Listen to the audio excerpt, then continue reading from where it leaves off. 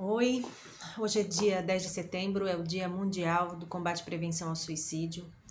Um tema que ainda é foco de muito tabu, um tema que ainda é pouquíssimo falado, apesar de que com o passar dos anos a gente vem tratando um pouco mais dessa questão, que tem números de epidemia, muito embora a gente esteja vivendo agora uma pandemia muito maior, né?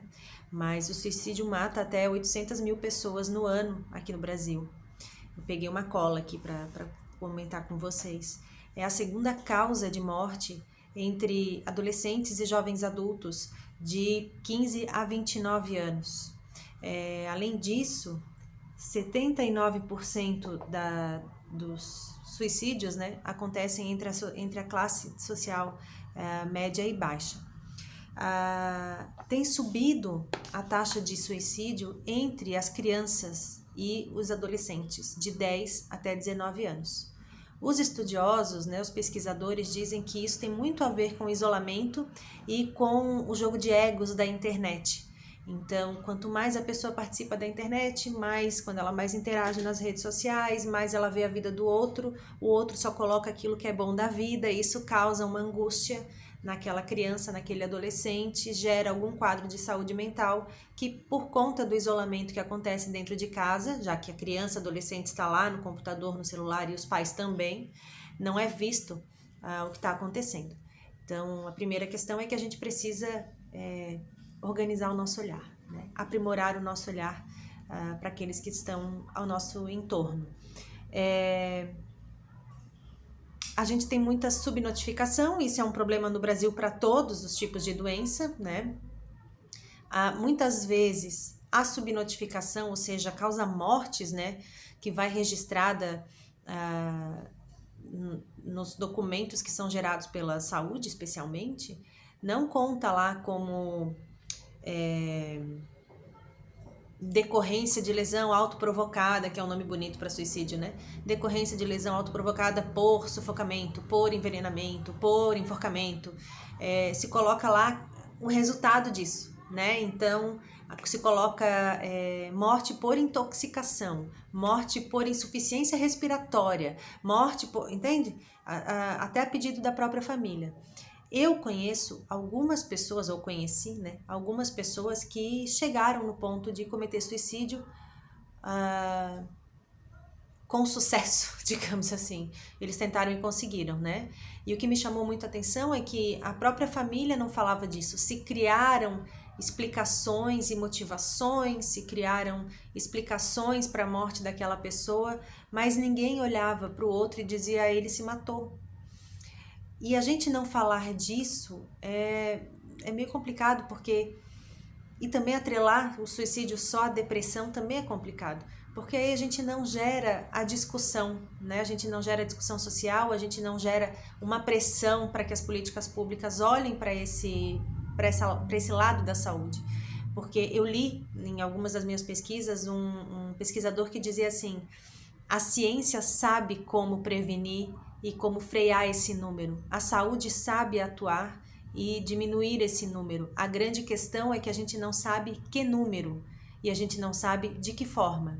Existe uma pesquisa da OMS que fala que quanto mais você avança na idade, a tendência suicida é maior.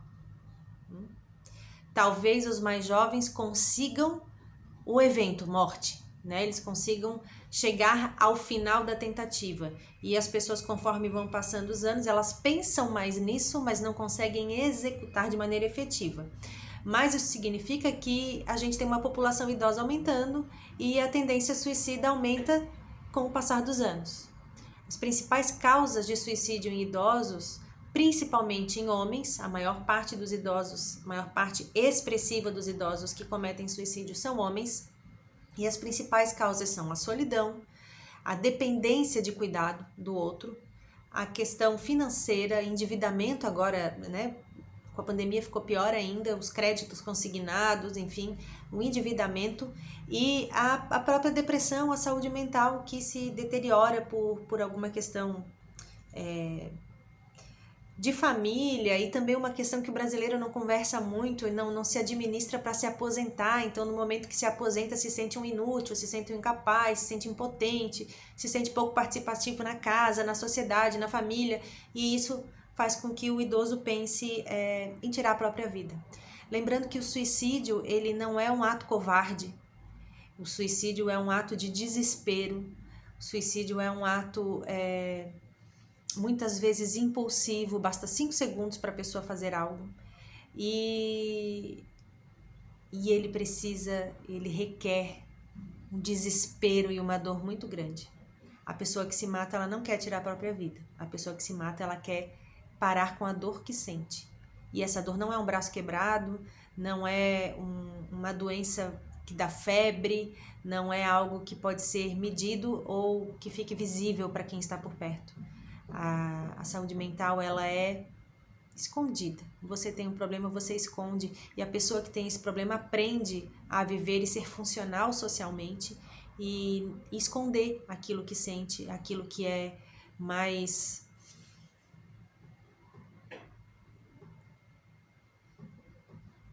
Me falta a palavra. Aquilo que é mais penoso no dia a dia dela. Aquilo que é mais pesado, o fardo maior que ela tem para carregar, ela aprende a esconder e esconde muito bem até o dia em que ela desiste. E aí tem uma outra coisa, as pessoas não falam do suicídio porque se sentem culpadas por não ter visto. A culpa não tem que existir. Quando aconteceu, aconteceu.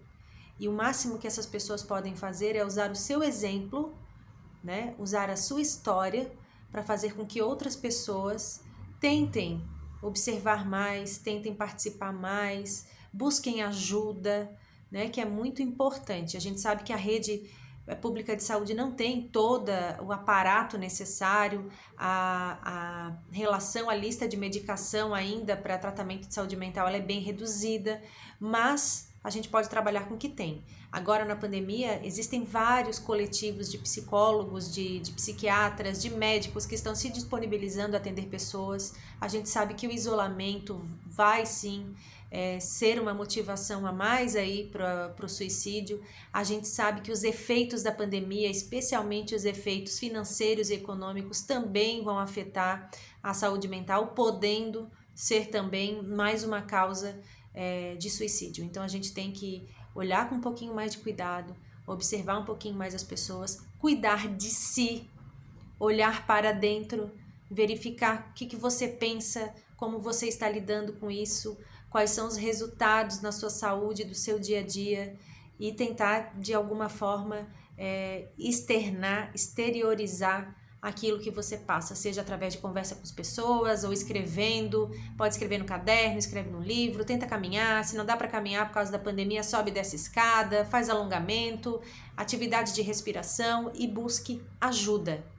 Ninguém tem que passar por ideação suicida, ninguém tem que passar por depressão, ninguém tem que passar por bipolaridade, ninguém tem que passar por nenhum tipo de doença mental, borderline, tem várias por aí, tem para tudo. Ninguém tem que passar por isso sozinho. Não é humano a gente se colocar nessa posição. A gente tem que buscar ajuda. Então hoje, dia 10 de setembro, é um dia de 365 dias no ano que a gente tira para falar sobre isso, enquanto a gente deveria falar todos os dias. Todos os dias a gente precisa preservar vidas e a preservação da vida começa na autopreservação, né? Quando a gente fala em suicídio, a gente tem que lembrar que nós somos a arma apontada para a gente mesmo. E se a gente não se cuidar, a gente puxa o gatilho.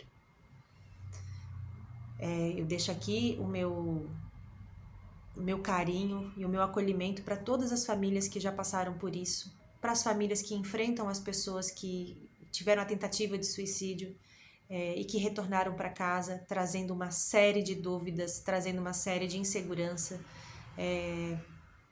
colocando a família numa situação de sensação de impotência. E para aqueles que estão pensando em tirar a sua própria vida, para aqueles que já tentaram fazer isso e que estão pensando em tentar de novo, eu posso dizer que vai passar. Passa sempre. Busca ajuda, se for necessário, tome medicações, faça terapia, entre em grupos de autoajuda, se desligue daquilo que te faz mal e que te faz pensar em tirar a própria vida, mas a tua vida vale. Por mais que nesse momento você ache que não, viver vale a pena. Viver vale a pena. Então, não se deixa agir naqueles 5 segundos. Quando der aqueles 5 segundos, sai correndo de você mesmo. Sai correndo para a primeira pessoa que você vê na frente. Sai correndo, liga o telefone, liga para alguém, pede por favor, pede socorro, abraça o vizinho, vai falar com o porteiro do prédio, mas não faça nada contra você. A sua vida é muito importante. Se você acha que não é importante para ninguém, para você mesmo você é importante. E você sempre será importante para alguém. Você é o irmão de alguém, a mãe de alguém, o marido de alguém, o colega de alguém, o vizinho de alguém e muitas vezes o exemplo para alguém. Só que você não está conseguindo perceber isso nesse momento. A dor passa e a vida tem que continuar. Vamos pensar um pouquinho mais sobre isso? Não só no dia 10 de setembro.